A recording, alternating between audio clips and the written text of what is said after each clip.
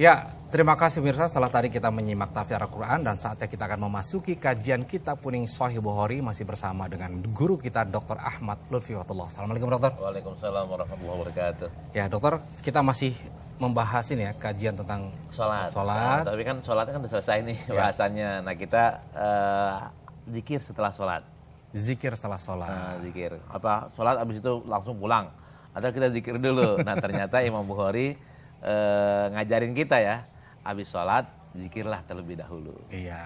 Nah nanti juga termasuk juga apaan bacaannya. Apaan bacaannya juga akan kita semakin kupas. Seru nih. Ya.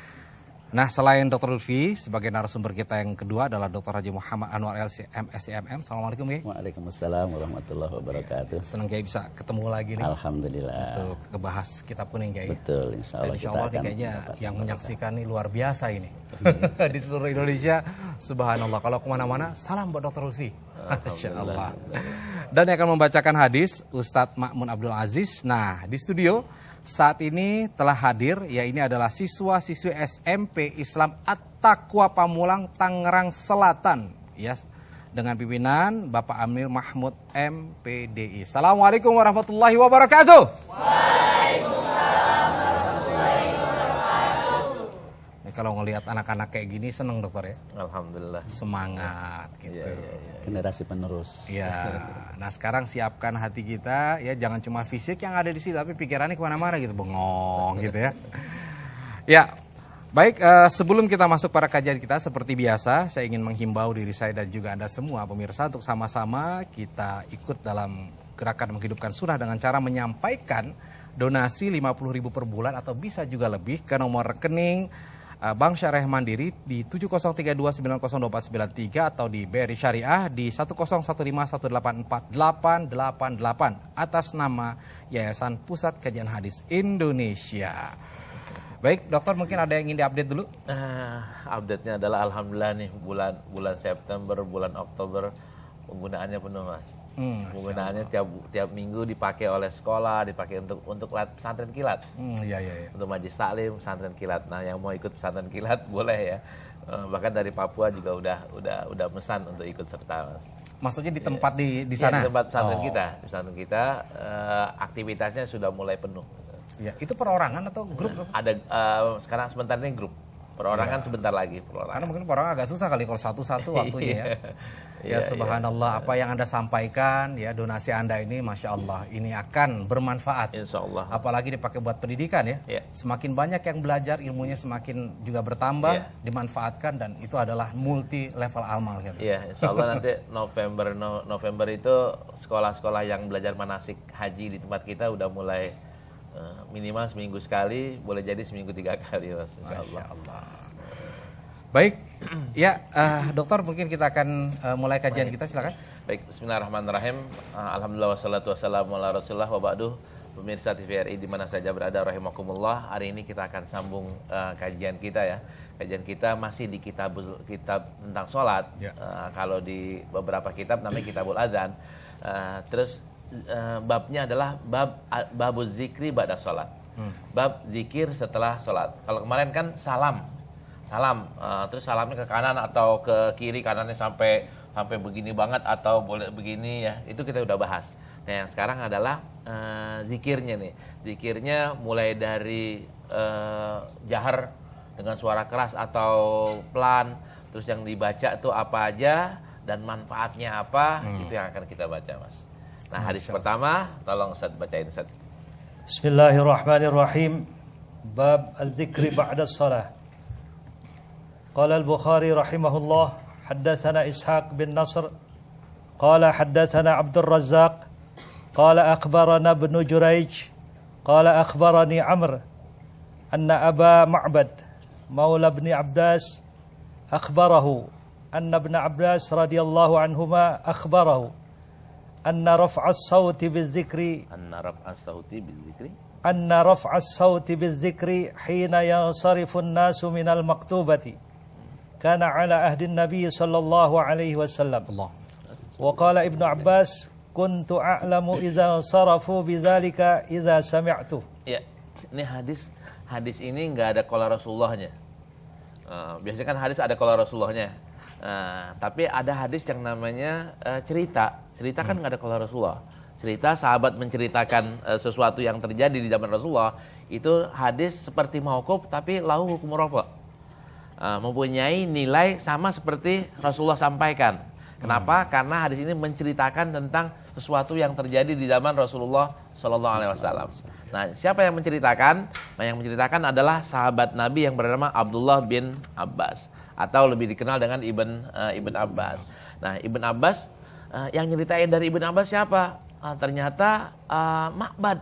Ma'bad itu siapa? Pembantunya Abdullah bin Abbas. Ini kerennya apa dalam Islam ya? Pembantu aja bisa meriwayatkan hadis. Pembantu berarti belajar, pembantunya orang pinter jadi ikut pinter. Pembantunya orang kaya ngerasain naik mobil Mercy.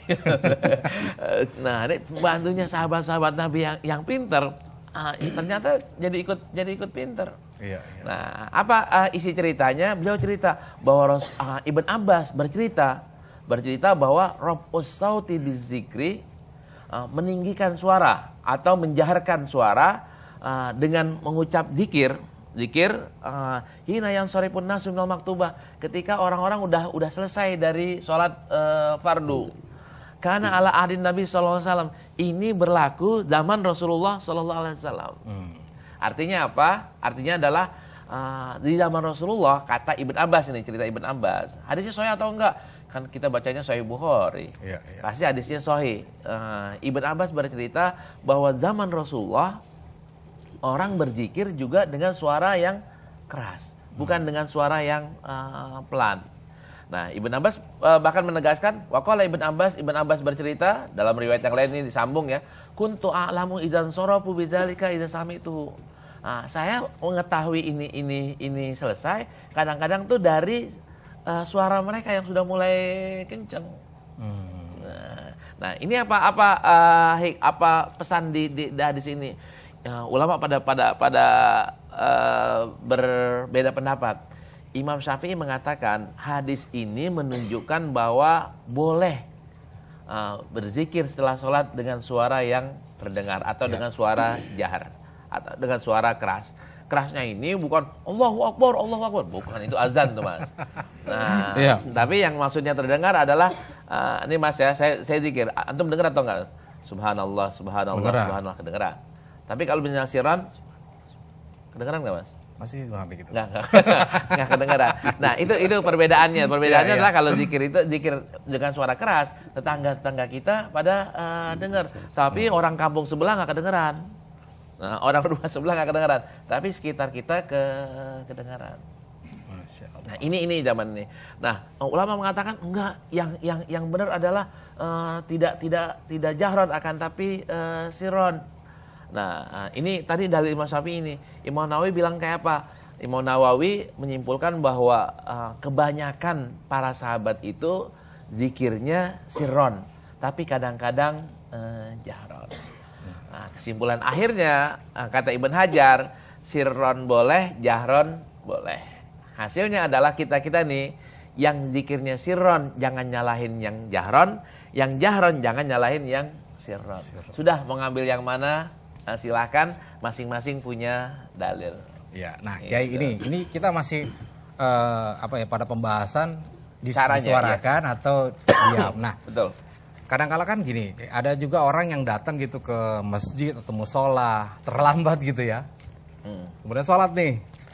Nah, zikirnya kan keras tuh. Nah, kadang-kala suara zikirnya itu mengalahkan, kan itu ada yang jamaah juga gitu. Iya. Nah, ini kalau dalam kondisi kayak tadi mungkin bisa ditambahkan kayak artinya siron dan zahronnya itu pada konteks yang seperti apa sih sebenarnya yang ideal gitu? Apakah memang harus pada setiap saat atau gimana sebenarnya? Iya, jadi menindaklanjuti apa yang Pak Kiai Lutfi sampaikan mengacu dari hadis Nabi, kita tahu bahwa Rasulullah SAW adalah qudwah, keteladanan. Salah satu di antara fungsi keteladanan Rasul adalah memberikan sebuah percontohan dalam melakukan kegiatan-kegiatan peribadatan. Peribadatan ini luas. Salah satu di antaranya adalah ibadah mahdhah, dalam hal ini adalah sholat. Supaya sholat ini ada standarisasi Tidak setiap orang, tidak setiap kelompok, tidak setiap golongan ini membuat inovasi-inovasi sendiri, maka Rasulullah dengan begitu tegasnya membuat standarisasi. Ini tujuannya supaya orang tidak sesat. Itu satu. Yang kedua, terkait dengan hadis berzikir kepada Allah, satu ketika Nabi memang jahar, apa yang dilafatkan ini bisa didengar oleh sahabat sekitar, karena memang dalam teori ilmu pendidikan ini ada yang disebut dengan thoriqah sam'iyah basoriyah. Ada metode pembelajaran yang audiovisual. Ya. Bisa didengar oleh telinga, bisa dilihat oleh mata.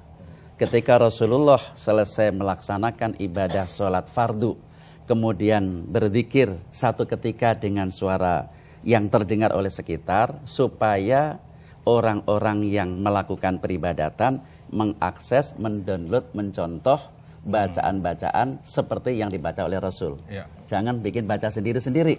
Nah, Ya. itu satu. Satu ketika juga Rasulullah diem, sehingga zikirnya itu memang dalam kondisi yang konsentrasi penuh, sehingga Rasulullah ingin bahwa berzikir itu tidak selamanya harus jahar, tidak selamanya juga harus sir. Kedua-duanya ini ada hikmah. Nah, oleh karenanya dalam teori ilmu ada yang namanya muqtadul hal atau muqtadul maqam. Melakukan sesuatu disesuaikan dengan kondisi. Kalau memang dalam kondisi sholat berjamaah di masjid, yang memang pada umumnya satu angkatan selesai, yang lain-lain sudah ikut semuanya, alangkah bagusnya jika berzikir itu jahar. Ya. Seperti yang tadi dikatakan oleh di dalam hadis. Tetapi juga kalau memang kondisi di saat masjid itu sifatnya umum, sehingga apa itu namanya itu dinamika sholat berjamaah terus bergulir karena di masjid tempat umum, tentu akan lebih bijak juga zikir itu dalam keadaan yang sir, ya kan begitu. Sungguh pun demikian, karena Rasulullah itu lebih tahu daripada kita bagaimana hikmah dan manfaat daripada zikir itu. Bagaimanapun zikir jahar pada tanda kutip tidak terlalu berteriak-teriak juga tidak, sehingga orang yang di sekitar juga tidak merasa terganggu. Kemudian kita yang sholat juga bagaimana mengkondisikan khusyuk, karena khusyuk itu ketika orang sudah berkonsentrasi penuh, kan dia tidak terganggu dengan apa yang ada di sekitar. Oleh karenanya menurut saya jangan sampai dipolitisir hanya untuk pembenaran diri, sehingga langsung diklaim bahwa ketika ada imam zikir jahar, kemudian kita merasa datang baru, kemudian merasa terganggu, saya pikir juga tidak tepat juga. Karena kedua-duanya harus saling nauin lah, kalau bahasanya orang Betawi kan gitu. Ya imam juga jaharnya tidak terlalu teriak-teriak juga tidak. Yang penting sekitarnya ini bisa mengakses bacaan itu. Yang merasa datang belang untuk sholat, ya khusyukkanlah dengan sekemampuan diri. Saya pikir begitu. Iya. Nah mungkin ada teorinya kan gini ya, teori sholat jamaah. Ini kan zikirnya di masjid berjamaah. Jama'i, ya. Nah berjamaah teorinya imam jangan habis azan semenit 2 menit 3 menit langsung qomat langsung sholat. Kan teori asalnya kan nggak seperti itu. Iya. Kalau kita ini yang sekarang kita lakukan kayak begitu, akibatnya apa? Banyak yang ketinggalan, Mas. Iya. Banyak yang masbuk jadinya. Tapi kan zaman Rasulullah sholatnya itu ada jeda waktu, ada yang 15 menit, ada yang 20 menit, bahkan sampai ada yang setengah jam setelah azan. Sehingga orang yang kemungkinan terlambatnya minim, Mas. Terus kesadaran jamaah juga pengen datang duluan gitu ya. Datang duluan. Rugi kalau nggak ikut takbiratul ihram bersama Rasulullah SAW. Nah sekarang nih kita nunggu qomat jalan. Nah itu dikeraskannya itu apakah memang kalau sekarang kan ada mikrofon, dokter. Iya. Nah sebaiknya gimana? Kalau saya sih terus terang aja ketika mendengarkan dari masjid atau musola itu enak sih sebenarnya. Apalagi misalkan lagi ada di rumah atau gimana gitu ya, dengerin suara-suara apa namanya saip-saip sampai gitu. Jadi ada suasana yang gimana gitu. Nah tapi ini kalau sekali lagi kadang-kala orang merasa kok harus zikirnya apa perlu juga dipertegas. Saya dengan ingin mikrofon mengingatkan gitu. imam ya, yang jadi imam tolong ketika zikirnya itu apa sih definisi keras? Keras itu bukan teriak. Ini jangan dibilang keras sama dengan teriak. Memaksakan supaya orang semua dengar. Kita di sini, antum kan jaraknya cuma 2 orang ya di sini. Berarti kan jaraknya cuma 1-2 meter, 1 meter. Ini dengar itu namanya udah jahar, Mas. nggak perlu harus orang yang di ujung sana dengar. Atau yang di kampung Iya, di kampung sana dengar. Di RT lain nanti gitu, malah RW lain. malah mengganggu. Nah, zikir yang paling enak ya yang khidmat, yang khusyuk. Bukan keras dan pelannya itu yang enak adalah diucapkannya dengan penuh pemaknaan, bukan yang penting keras. Yang penting keras. Iya, saya ingat jadi kalau kondektur tuh suaranya keras ya, tapi nggak jelas, betul nggak? Grogol. Apa tuh grogol lewat tol maksudnya? Main ngomongnya gitu aja. Kenceng ya teman-teman, nggak jelas. Nah barangkali memang keras tidaknya. Nah ini kan juga tergantung kebiasaan biasa juga. Iya. Ya ada juga mungkin yang dengan suara yang keras merasa lebih lebih nyaman gitu. Ada yang dengan pelan. Nah ini kalau tergantung kebiasaan kan artinya ya semua orang boleh memilih gitu. Barangkali sedikit ini Mas ini. Ya. Tadi saya sepakat dengan Pak Kiai Lutfi tadi.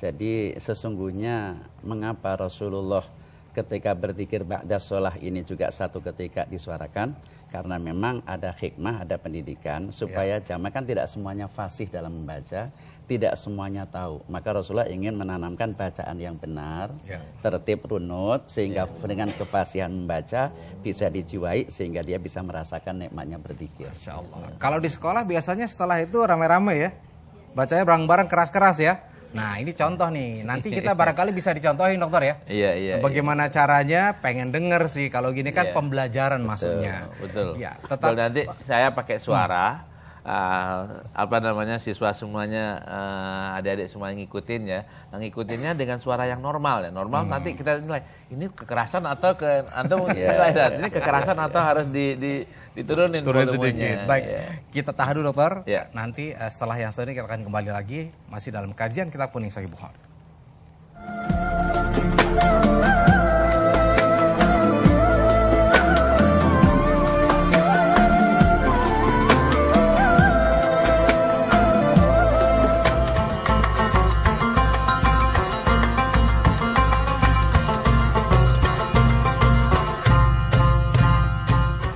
Ya, terima kasih pemirsa, Anda masih bersama kami dalam kajian Kitab Kuning Sahih Bukhari. Sebelum kita lanjutkan, sekali lagi saya ingin menghimbau diri sendiri dan semuanya Anda untuk sama-sama kita ikut dalam program Gerakan Menghidupkan Sunnah dengan cara menyampaikan donasi Rp50.000 per bulan ataupun bisa lebih ya ke nomor rekening di Bank Syariah Mandiri 7032902493 atau di Bank BRI Syariah 10151848888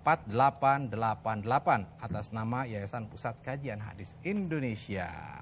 Ya, ini nanti ada ini ya, ikut sama-sama nih. Bagaimana melafazkan gitu dokter ya. Iya. Ya kita masih dalam kaitannya bentuknya ya, Bentuknya, belum isi ya. Udah isi nih. Isi. Tag hadis yang berikutnya adalah isi. Nah, isinya juga ini kan riwayatnya banyak. Jadi jangan kaget kalau misalnya kita baca riwayat ini, karena ternyata Rasulullah juga tidak rutinnya baca satu versi. Kayak tadi, apakah Rasulullah jahar? Iya, kadang-kadang jahar. Apakah Rasulullah siron? Iya, kadang-kadang juga siron. Banyakan sironnya daripada jaharnya. Yang beliau baca yang pertama tuh habis assalamualaikum apaan? Nah, kita baca tag hadisnya nih. Ini riwayat Ibn Abbas. Silakan Ustaz, tolong bacain hadisnya. Yang kedua ya. Ya, qala hadatsana. Qala al-Bukhari rahimahullah haddatsana Ali bin Abdullah qala haddatsana Sufyan qala akhbarani Abu Ma'bad. Ya. An Ibn Abbas radhiyallahu anhuma qala kuntu a'rifu inqida'a salatin Nabi sallallahu alaihi wasallam bitakbir. Ya. Ini sama riwayatnya, syaratnya hampir sama dari pembantunya Ibn Abbas yang namanya Ma'bad. Dari juragannya atau dari tuannya Abdullah bin Abbas. Nah, Abdullah bin Abbas cerita nih, kuntu a'rifu, saya kata Ibn Abbas, saya tahu Rasulullah itu sudah selesai sholat. Dari mana? Dari bit takbir, dengan takbir. Maka ulama menyimpulkan, berarti yang pertama kali Rasulullah baca apa nih? Allahu Akbar. Allahu Akbar, bukan astagfirullahalazim. Bukan tasbih subhanallah alhamdulillah wala ilaha illallah wallahu akbar atau tasbih 33 baru ini. Nah, ntar yang dibaca kayak gimana divariasikan. Ini pertama adalah bitakbir, Mas. Ini cerita Ibn Abbas. Iya, bentuknya kayak gimana tuh? Bertakbir umum jadinya. Allahu Akbar. Sekali doang maksudnya. Terus Allahu Akbar, Allahu Akbar, Allahu Akbar, Allahu Akbar. Nah, walhasil ketika kita zikirnya, adik-adik kalau zikir apa duluan? Subhanallah, Subhanallah, Subhanallah 33 kali, baru kemudian Alhamdulillah, baru kemudian Allahu Akbar. Nah, boleh gak kalau misalnya saya Allahu Akbar duluan? Nah, kan ada Rasulullah bilang ada 4 kalimat yang disenangi oleh Allah. Nah, ini kita mau mulai dari mana aja boleh. Kan yang Ustaz Arifin populerkan ya, Subhanallah, Alhamdulillah, wala ilaha illallah, wallahu akbar. Itu kan 4 tuh. Kita mulain Allahu Akbar, Subhanallah, Alhamdulillah, wala ilaha illallah, Allahu Akbar, Subhanallah. Bisa gak? Bisa. Kata Rasulullah, dari mana kita mulain aja nggak ada masalah. Boleh dari Allahu Akbar, boleh dari Subhanallah, boleh dari Alhamdulillah, boleh dari la ilaha illallah, baru kemudian Allahu Akbar. Ini artinya apa? Variasi untuk memulainya ini boleh sesuai dengan yang sering Rasulullah lakukan, boleh juga dengan yang tidak populer. Yang penting zikirnya pasti sama, Mas. Nggak jauh dari Allahu Akbar, Subhanallah, Alhamdulillah, wala ilaha illallah, wallahu akbar. Cuman mana yang duluan? Mana yang duluan? Perbedaannya ini aja. Ya, akan mungkin akan kita baca ya, teks hadis yang berikutnya nih. Supaya kita lebih tahu dulu lagi ya. Baik. Nah, tolong baca berikutnya, Ustaz.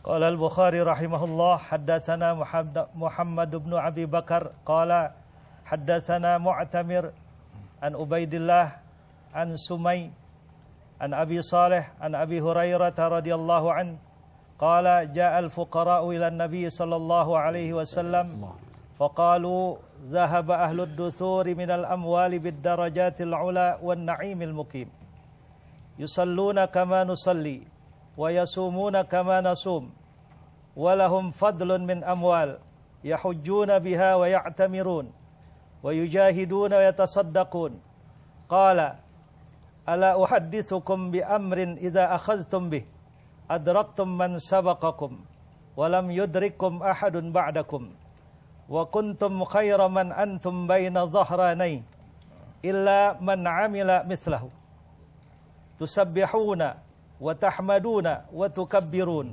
خلف كل صلاة 33 فاختلفنا بيننا فقال بعضنا نسبح 33 ونحمد 33 ونكبر 34 فرجعت إليه فقال تقول سبحان الله والحمد لله والله أكبر حتى يكون منهن كلهن 33. Baik, ini ceritanya panjang nih, cerita panjang. Nah, tadi beda ya, kalau tadi riwayatnya Ibn Abbas, ini riwayatnya Abu Hurairah. Abu Hurairah cerita, ja'al fuqara ilan Nabi SAW. Orang-orang miskin datang kepada Rasulullah. Nah, siapa sih sahabat Rasulullah yang miskin? Ini kan jadi pertanyaan. Siapa nih sahabat-sahabat Rasulullah yang miskin? Di antaranya adalah Abu Hurairah sendiri. Nah, Abu Darda, Abu Zar Al-Ghifari, Zaid bin Sabit. Ini diantara sahabat yang datang kepada Rasulullah dan mereka ini statusnya adalah orang miskin. Mereka ngadu. Zahaba ahlud dusur bil ujur. Orang kaya udah ngeborong pahala tuh. Pahala mereka enak di dunia dan enak di akhirat nih. Ntar pahalanya dapat berarti di dunia udah enak, di akhirat juga enak. Kenapa kok enak? Yusalluna kama nusalli. Mereka enak ya. Mereka pada sholat sebagaimana kami sholat. Mereka pada puasa sebagaimana kami puasa. Sedangkan yang lainnya, mereka haji dan umroh, kami nggak bisa. Mereka bersedekah dan bermujahid pakai kudanya, pakai apanya, kita nggak bisa. Kenapa? Karena nggak punya duit. Nah, Rasulullah ngelihat keluhan kayak begini, Rasulullah ngasih solusi. Rasulullah tawarin, ala uhadditsukum bi amrin. Kalian mau gak saya kasih solusi, aku kasih solusi, itu kalian bisa ngelewatin orang-orang kaya itu. Bahkan kalian bisa lebih hebat dari orang kaya itu dari sisi pahala, Yang penting nggak ada orang yang menyamai amalan kalian. Maka mereka pada mau, Rasulullah kasih solusinya. Solusinya adalah tusabbihuna wa tuhmaduna wa tukabbiruna khalfa kulli sholatin salasan wa salasin. Kalian pada baca tasbih, baca tahmid, baca takbir setiap kali sholat 33 kali. 33 kali. Nah, 33 kali pada bilang nih, ini gimana nih bacanya nih ya? Bacanya subhanallah dulu, Allah 33, terus baru tahmid 33, baru takbir 33, atau subhanallah walhamdulillah wallahu akbar 33 berurutan. Terus kan jumlahnya sama aja, Mas. Ya. Nah, yang benar atau yang mana? Nah, faraja'tu ilaihi. Saya balik lagi nanya nih. Jawabannya adalah taqulu subhanallah walhamdulillah wallahu akbar hatta yakuna minhunna kullihinna salasan wa salasin. Kita baca nih subhanallah 33, alhamdulillah 33, Allahu akbar 33. Iya, tapi dengan dibocorin begini berarti yang kaya tetap menang lagi, dokter ya? Nah, ntar cerita berikutnya, cerita yang ini belum sampai bocor. Oh, iya, rahasia dijaga ketat. Nah, tapi cerita hadis yang berikutnya, nah di sini kalau kita baca hadis ini, berarti orang miskin bisa ngalahin orang kaya. Iya. Orang kaya bakal ketinggalan jauh. Tapi kalau cerita yang tadi antum bilang dibocorin, maka orang kaya bisa nyusul gitu loh. Orang miskin bisa nyusul lagi. Sekarang tinggal kuncinya adalah siapa yang paling banyak baca zikir. Masya Allah. Nah, Kiai, kalau kita lihat ya, ternyata kan setelah sholat ini, yaitu ada bacaan zikir tadi dokter sampaikan bervariasi. Nah, mungkin bergantung juga ya bagaimana orang itu ingin memulai kali ya, karena semua asma Allah juga akan baik gitu. Nah, tapi hikmahnya adalah kenapa itu ya itu tadi dimulai setelah sholat langsung zikir kali ya. Ada dua hal yang ingin saya komentari melengkapi dari Pak Kiai Lutfi dari hadis Bukhari tadi. Yang pertama, Rasulullah dalam mengajarkan zikir dalam hal ini ya kepada umatnya ini sungguh luar biasa. Subhanallah ya Karim. Dengan bacaan yang bervariasi, tidak hanya satu model begitu, sesungguhnya ada hikmah di balik itu. Kalau dalam ilmu marketing itu ada yang namanya diferensiasi produk. Bagaimana kita menjual dagangan dengan produk yang bermacam-macam. Tujuannya apa? Kita sendiri sebagai produsen menyiapkan sejumlah kebutuhan pelanggan. Pelanggan sendiri akan banyak pilihan sesuai dengan selera. Dia mengambil yang mana sesuai dengan tingkat kemampuan daya beli dan kesukaan. Kan seperti itu. Sehingga semuanya tercover. Demikian pula Rasulullah mengajarkan zikir setelah sholat mau Allahu Akbar saja, subhanallah, walhamdulillah, wala ilallah akbar, wala hawla dan seterusnya, macam-macam ini supaya umat Islam mana yang lebih suka bagi dirinya lakukan itu. Mana satu ketika yang menurut dirinya akan lebih confidence, sikotun nafsi, lebih percaya dengan membaca ini, lebih ini dia lakukan itu. Dan bahkan ada yang namanya ikon toh, sesuatu yang menjadi unggulan toh. Allahu Akbar tadi yang diperkenalkan Pak Kiai pertama kali sebagai keunggulan. Karena tidak ada sesuatu yang lebih daripada kebesaran Allah. Nah, kita mungkin dengan ada di sini ya, kalau misalkan nih habis ujian, terus dapat nilainya bagus, kira-kira kalau zikir dimulai dengan apa? Alhamdulillah, sesuai dengan kebutuhan. Betul. Jadi setelah sholat, alhamdulillah gitu ya. Ada lagi nih, ketika anak-anak muda Mas ya, lagi pacaran nih ceritanya nih. Dia ta'aruf gitu ya. Ta'aruf kan gitu kan, biasanya kan 2D ya, dilihat di terawang. Ada lagi ketiga, supaya tidak terperangkap pada dosa, apa? Allahu Akbar. Dia pasti akan gemeter itu. Bukanlah subhanallah, alhamdulillah. Keterusan itu. Begitu dia minta Allahu Akbar, bisa diganti astagfirullah. Astagfirullah. Itu jadi itulah keindahan bagaimana Rasulullah menghadirkan zikir-zikir yang bervariasi. Itu tujuannya supaya umat Islam bisa mengikuti dengan bervariasi macam bacaan yang semuanya itu kan murahnya kepada Allah. Itu satu yang perlu saya tegaskan dalam hal ini. Yang kedua terkait dengan tadi, sungguh indah ketika Rasulullah ini memahami perasaan masyarakat yang tidak semuanya kan kaya. Alud dusur ini orang-orang kaya itu.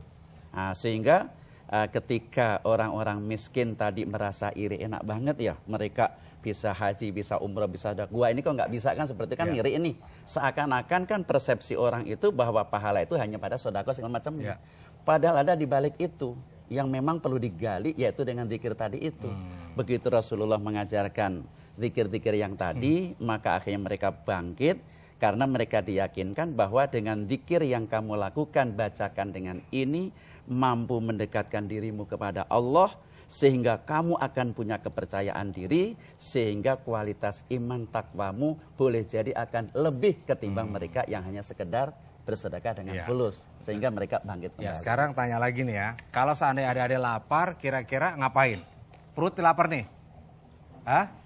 Makan. Jadi untuk menghilangkan lapar dengan, oke, itu berarti konsumsi perut. Nah, kalau misalkan konsumsi hati apa? Ya, hatinya gelisah gitu, dengan apa? Dengan zikir ini nih yang lagi mau kita omongin gitu. Jadi tergantung ya dokter ya. Betul. Nah kalau makan itu adalah konsumsi untuk fisik, nah sedangkan zikir ini adalah konsumsi karena kan zikir itu adanya di hati. Sekarang ini kan banyak anak galau tuh. Wah itu dia Anak makanya. galau. Nah, galau itu akan obat yang galau itu bukan hangout, Mas. Bukan clubbing. Obat galau adalah ini. Ala bizikrillahi. Ala bizikrillahi tatmainnul qulub. Kalau saya sering mengatakan obat galau adalah ambil sejadah, ambil wudhu dulu, ambil sejadah, sholat 2 rakaat, habis itu baca subhanallah, alhamdulillah, Allahu akbar ya, zikir-zikir yang maksurat.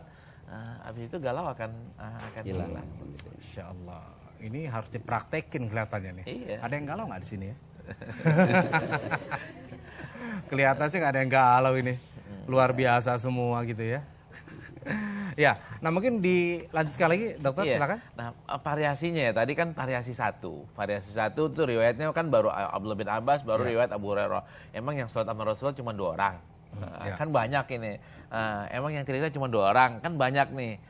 Kita ambil lagi riwayat yang lain, Mas. Riwayat yang lainnya siapa? Tolong bacain hadis yang berikutnya, Ustaz. Qala al-Bukhari rahimahullah, haddatsana Muhammad bin Yusuf. Qala haddatsana Sufyan an Abdul Malik bin Umair an Warrad katibil Mughirah bin Syu'bah qala amla alayya al-Mughirah bin Syu'bah fi kitabin ila Muawiyah anna an-nabiy sallallahu alaihi wasallam kana yaqul fi duburi kulli salatin maktubah la ilaha illallah wahdahu la syarika lah lahul mulk wa lahul hamd wa huwa ala kulli syai'in qadir Allahumma la mani'a lima a'taita wa la mu'tiya lima mana'ta wa la yanfa'u dzal jaddi minkal jadd. Ya. Ini pelannya kan beda lagi nih. Beda lagi bukan berarti berbeda bertentangan ya. Ingat umpamanya nih adik-adik ya, makan. Ambil apa duluan? Nasi. Ambil piring, ada nasi. Habis ngambil nasi, nah apa yang diambil? Lauknya apaan? Ada yang ngambil ayam, ada yang ngambil sayur, ada yang ngambil ikan, ada yang ngambil cabai. Di depan kita macam-macam. Salah gak orang yang ngambil cabai duluan? Enggak kan? Salah gak orang ngambil ikan duluan? Yang salah adalah makan cabai duluan baru makan nasi. Itu yang salah adalah ngambil makanan temennya, itu yang salah. Yang salah. Nah begitu juga nanti ketika kita ada ulama ya, ada ulama kan mengumpulkan variasi-variasi zikir. Ya. Ada yang majmu' syarif ya, kumpulkan jadi majmu' syarif. Ada yang maksurat. Ya. Dan saya juga bikin membuka pintu rezeki itu kan zikir yang saya kumpulkan. Ada ulama ratib haddad ngumpulin caranya berbeda. Tapi ulama-ulama itu kumpulannya doang berbeda, isinya sama. Nah, ada yang nomor 1 di nomor 3-kan, ada nomor 3 di nomor 2-kan, nomor 2 di nomor 1-kan. Nah, zikir yang lain yang di Sahih Bukhari ini adalah riwayatnya la ilaha illallah wahdahu la syarikalah lahul mulku wa lahul hamdu wa huwa ala kulli syai'in qadir. La ilaha illallah wahdahu la syarikalah lahul mulku wa lahul hamdu wa huwa ala kulli syai'in qadir. Enggak ada yuhyi wa yumit. Nanti di riwayat yang lainnya ada kata-kata yuhyi wa yumit wa huwa ala kulli syai'in qadir. Sambungannya adalah Allahumma la mani'a lima a'taita wa la mu'tiya lima mana'ta wa la yanfa'u dzal jaddi minkal jadd. Ini saya suka nih, bagi orang yang suka dikerjain orang, ini baca ini. Allahumma supaya nggak dikerjain orang. Ini doanya ini. Karena Maksud dikerjain itu gimana, Dokter? Maksudnya kayak gini. Mas nih usahanya saya halangin. Oh, Saya gedek gitu. sama Mas nih, saya halangin gitu. Menghalangi usaha kan ada yang cara halus, ada yang cara setengah Iya. kasar, ada yang cara kasar ya. Bahkan ada yang cara haram. Yaitu dengan pakai dukun dan segala macam. Allahumma la mani'a lima ataita. Kalau udah Allah mau ngasih, nggak ada yang bisa ngelarang. Sebenarnya Kalau dokter lagi udah nasihatin ini, saya nih, Bro. Itu. Ya, baik. Dokter kita ini dulu ya, kita jeda dulu. Insya Allah nanti habis ini kita mau tahu dokter, boleh adik-adik kita yang biasa dibacakan apa, habis itu nanti bisa langsung dikomentari juga. Tetap bersama kami masih dalam kajian Kuning Sahih Bukhari.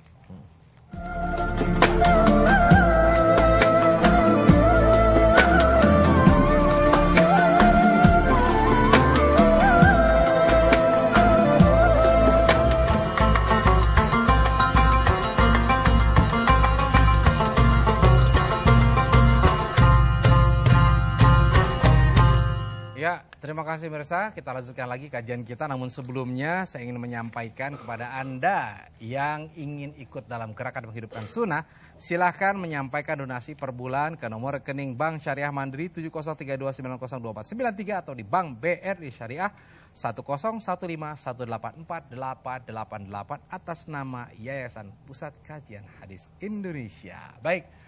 Nah, sekarang kita ingin tahu nih ya, di sekolah SMP Islam At-Taqwa kebiasaannya seperti apa?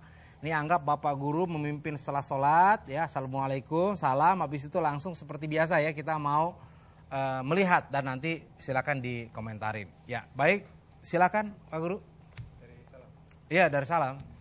Assalamualaikum warahmatullahi Assalamualaikum warahmatullahi Astaghfirullahaladzim Alladzi la ilaha illa huwal hayyul qayyum wa atubu ilaihi Astaghfirullahaladzim Alladzi la ilaha illa huwal hayyul qayyum wa atubu ilaihi Astaghfirullahaladzim Alladzi la ilaha illa huwal hayyul qayyum wa atubu ilaihi La ilaha illallah wahdahu la syarika lah Lahul mulku wa lahul hamdu yuhyi wa yumitu wa huwa ala kulli syai'in qadir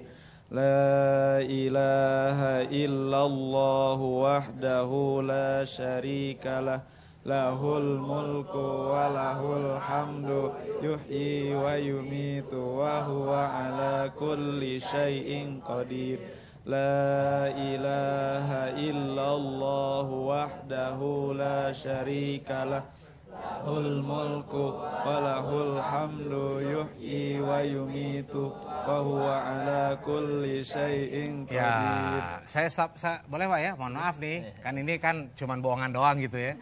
Kalau lagi sholat di stop mah bisa zikir ini kita ya. Dimulai dengan istighfar. Mungkin karena habis nyontek kali ya, jadi istighfar dulu gitu. Ya, gimana dokter? Iya, itu variasi yang kalau Indonesia populernya itu istighfar dulu, istighfar baru la ilaha illallah wa la syarikalah, baru Allahumma anta rabbi, baru itu Allahumma antas salam wa minkas salam, Allahumma ajirna minan nar, baru subhanallah ya, baru subhanallah. Di tempat yang lainnya baca Fatihah dulu, baru kul ya, kulhu, kul anzul bin nas, baru kemudian istighfar, baru kemudian tasbih. Ini salah atau tidak? Tidak salah. Tidak salah, Mas. Nah, ini benar seperti ini boleh, yang variasinya lain juga boleh. Kenapa kok boleh? Nabi Muhammad SAW mencontohkan beberapa versi, dan ini bukan berarti kita harus mengikuti semua versi yang ada di situ. Karena zikir istilahnya agak sedikit bebas ya. Kalau yang kaku adalah sholat. Sholat kaku. Tapi kalau zikir itu bebas. Bahkan ada orang assalamualaikum pulang, itu juga nggak apa-apa Mas. Nggak apa-apa, tapi kurang mengikuti sunnah. Ya kalau tadi cara bacanya itu yang adik-adik kita. Cara yang bacanya tadi mayoritasnya udah volumenya udah cukup. Cuman ada yang satu kedengeran di sini nih kayaknya agak teriak ya. Nah, agak teriak, suaranya terlalu tinggi. Nanti suara yang terlalu tinggi ini kurang, selain mengganggu ya, kayaknya kurang khusyuk itu Mas. Karena itu yang baik adalah tadi volume tadi itu udah jahron itu. Subhanallah, bagus ya. Jadi yang teriak-teriak tadi mungkin ini kali ya, latihan demo mungkin. Masya Allah. Baik, Kiai, kita terima dulu ya pertanyaan. Silakan kepada Dede yang mau bertanya, dari mana dulu? Ya, silakan. Ustadz, saya ingin bertanya. Nama saya Widya Prasetya Ningtyas dari SMP Islam At-Taqwa Pamulang. Saya ingin bertanya, apa hukum zikir dan doa yang dibaca secara jahar atau dengan keras dan bersama-sama setelah sholat fardu? Terima kasih. Iya, kembali. Simak lagi yang lain. Silakan. Saya ingin bertanya Ustadz, nama saya Muhammad Faiz Abidin, saya dari SMP Islam At-Taqwa. Saya ingin bertanya, bagaimana susunan atau urutan zikir sesudah sholat sesuai dengan sunnah Rasulullah SAW? Terima kasih. Ada lagi? Iya, silakan langsung. Assalamualaikum Ustadz, saya mau bertanya, nama saya Atika Mahdia dari SMP Islam At-Taqwa. Saya ingin bertanya, dalam kondisi sangat sibuk, apakah boleh mengurangi jumlah bacaan tasbih, tahmid, dan takbir kurang dari 33 kali? Terima kasih Ustadz. Kamu pernah kurang nggak bacanya? Sering. Lagi-lagi Sibuk siangan. ya. Iya, Baik, iya, Win, kayak dulu kayak. Silakan deh. Iya. Barangkali saya dari yang belakangan dulu ya, sebelum hilang gitu. Jadi tentang jumlah yang dicontohkan oleh Rasulullah, subhanallah 33 kali, alhamdulillah 33 kali, Allahu Akbar 33 kali, sehingga 100-nya dengan dan seluruhnya itu adalah sebuah bacaan yang pada taraf sangat-sangat ideal. Ya. Tidak terlalu lama, tidak terlalu cepat, sehingga seseorang setelah selesai melaksanakan ibadah kepada Allah dalam bentuk sholat. Sholat itu kan dimulai dengan takbiratul ihram, diakhiri dengan salam. Supaya waktu yang ideal ini benar-benar termanfaatkan pada tingkat yang optimal, namanya adalah waktu produktif namanya. Ya. Maka angka jumlah 3 kali 3 adalah jumlah dan waktu yang sangat indah. Tetapi kan jumlah itu tidak merupakan suatu rukun. Ya. Sehingga tidak ada ketetapan harus 33. Kalau kurang dari 33 tak sunat, nggak ada kayak begitu. Artinya ya nggak apa-apa dek. Jadi kalau seandainya adik katakanlah satu ketika begitu selesai sholat karena banyak tugas yang harus diselesaikan, kemudian subhanallahnya hanya 3 kali, alhamdulillahnya 10, Allahu Akbar 3, mafi muskilah kata orang Arab, no problem, gak apa-apa, boleh gitu kan, tidak sampai ke haram dan tidak sampai batal. Tapi kalau memang kita tetapkan pada jumlah yang 33, itulah pada angka yang sangat-sangat optimal. Itu terkait dengan bacaan yang 33 tadi. Ya. Yang kedua untuk yang adik tadi terkait dengan apa tadi? Susunan. Oh ya, susunan. Urutan. Tadi di dalam hadis Sahih Bukhari sudah dinyatakan oleh Rasulullah bahwa dalam hal zikir dan doa setelah sholat itu ada beberapa variasi yang mana macam-macam model kalimat yang dicontohkan oleh Rasulullah itu tidak ada persyaratan khusus harus urut-urutannya begini, nggak ada. Karena secara urut-urutan itu tidak ditetapkan. Satu ketika Rasulullah mencontohkan bacaan ini didengar oleh sahabat, maka sahabat meriwayatkan itu. Satu ketika Rasulullah membaca urutan ini didengar oleh sahabat, maka sahabat meriwayatkan itu. Semuanya adalah tata bacaan zikir yang semuanya bagus. Karena substansi atau inti daripada zikir tadi ujung-ujungnya sama, yaitu memuji kepada Allah, mensucikan Allah, membesarkan Allah, kan seperti itu. Hanya redaksionalnya yang berbeda-beda. Oleh karenanya tata urutan tidaklah menjadi satu ketentuan yang mutlak harus kita ikuti dalam satu model. Nah, ini hikmahnya supaya kita terbuka, menjadi orang yang berjiwa besar, tidak berpikir sempit, sehingga tidak hanya membatasi bahwa yang beginilah yang benar, yang lain itu tidak. Karena semuanya pun ada riwayat. Mungkin seperti itu. Iya. Mungkin Dr. Lutfi yang tadi belum. Yang pertama, ya. Hukum zikir habis sholat sunnah. Sunnah dalam artian mau dikerjain boleh, nggak dikerjain juga nggak apa-apa. Cuman kalau misalnya dikerjain itu sudah mengikuti sunnah Rasulullah, kalau nggak dikerjain namanya tidak mengikuti sunnah. Tapi karena dia udah di luar bagian sholat, maka nggak ada kaitannya dengan amalia sholat. Nah, tadi saya ingin nambahin soal sunannya. Saya punya buku Mas ini, sering kita bagiin ke jamaah peserta di studio. Ini namanya bukunya Membuka Pintu Rezeki Melalui Wirid Pagi dan Petang. Ya. Ini bisa gak dibaca habis sholat? Justru yang paling enak bacanya habis sholat. Mulainya dari mana? Saya memilihnya mulainya dari Al-Fatihah. Habis Al-Fatihah, terus Qul a'udzu birabbil falaq, Qul a'udzu birabbin nas. Itu 3 kali, Fatihahnya sekali. Habis itu baru istighfar. Nah, kok Ustadz mulainya dari Fatihah? Karena saya zikirnya mulainya dari Quran. Dari Quran yang terbaik mana? Fatihah. Habis yang kedua Kulhu. Ketiga, Kulhu kan ada temennya ya. Qul a'udzu birabbil falaq, Qul a'udzu birabbin nas. Habis itu baru istighfar. Nah, kok istighfar dulu? Kan biar suci. Nah, tadi kenapa kalau Ustadz mimpinya baca istighfar? Kenapa orang Indonesia baca istighfar? Suciin dulu nih. Beresin lagi nih. Habis suciin baru mulai dengan tauhid. Tauhid apaan? Tauhid adalah yang paling enak adalah la ilaha illallah. Ini iniannya. Nah, bagi pemirsa yang pengen download, silahkan download dia di Play Store ya, di Play Store-nya, dan gratis. Nah, gratis nggak pakai bayar. Di www.pusatkajianhadis.com juga gratis, nggak pakai bayar. Nah, sekarang kita nih bicara mengenai kualitas dokter. Ya. Terkadang kan sesudah zikir gitu tetap sih subhanallah, subhanallah telepon, subhanallah, bentar dulu gitu. Ambil balas SMS gitu. Nah, tetap 33 kali juga gitu ya. Iya. Tapi sambil balas SMS atau sambil lihat ini gitu. Nah, sekarang kan kita pengen adalah kualitasnya gitu. Iya. Ada perbedaan antara zikir dengan sholat dengan tawaf, Mas. Ya. Tawaf sama sholat agak sedikit mirip ya. Cuman kan tawaf boleh ngomong. Ya. Sholat nggak boleh ngomong. Sholat kita ngomong dikit batal. Tapi kalau tawaf sering jamaah, udah berapa putaran Ustadz? Udah berapa putaran? Istri saya mana? Ini saya mana nih? Kan kita itu boleh kita jawab. Baru 2 putaran, baru 5 putaran. Itu boleh. Ya. Tapi dalam sholat kan udah berapa rakaat Mas? Batal Mas. Iya. Nah, tahu berapa rakaat? Iya. Tahu lo ngomong aja lari gitu. Nah, kalau zikir lebih luas lagi, lebih bebas lagi. Zikir kita sambil inian ya. Sambil gerakin ginian ya, jalan. Bahkan di bab yang berikutnya, cuman pembahasannya bukan ke sekarang. Itu Rasulullah kan, ini saya contohin nih, bab berikutnya Mas.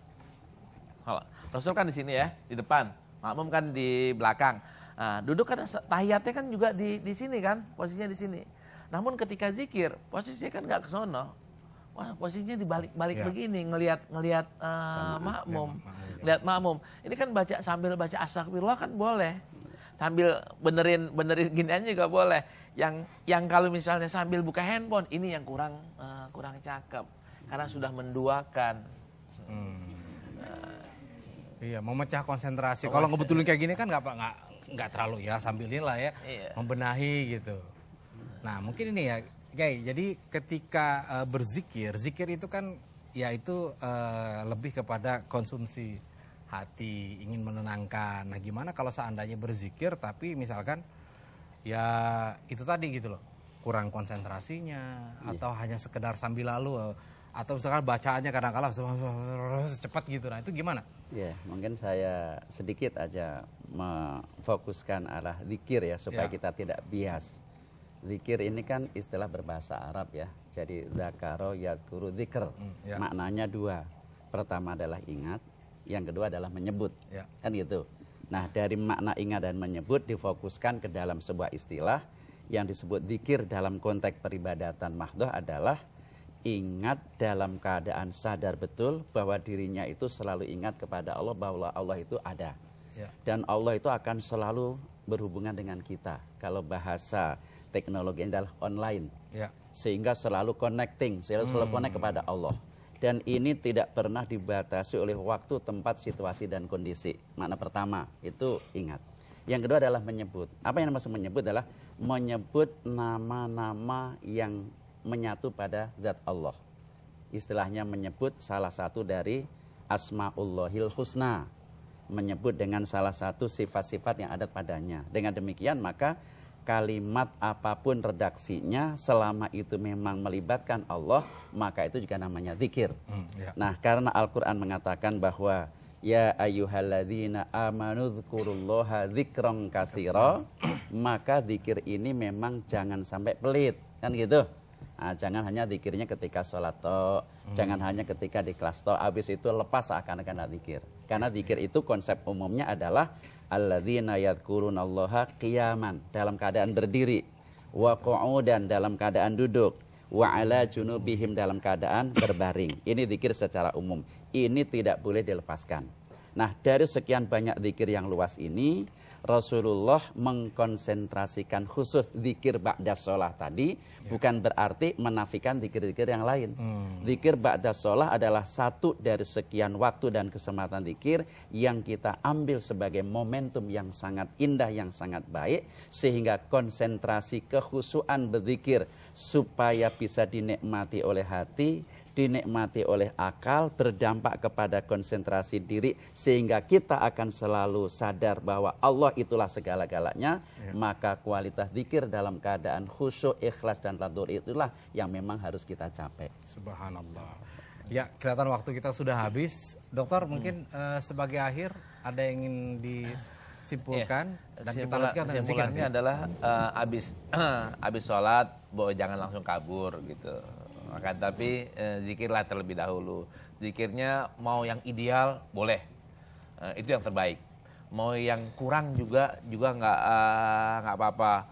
Mau versi Kiai Anu boleh, asal zikirnya tetap sama ya. Lafaz-lafaz yang diucapkan adalah sama, nggak jauh dari subhanallah, Allahu akbar, walhamdulillah.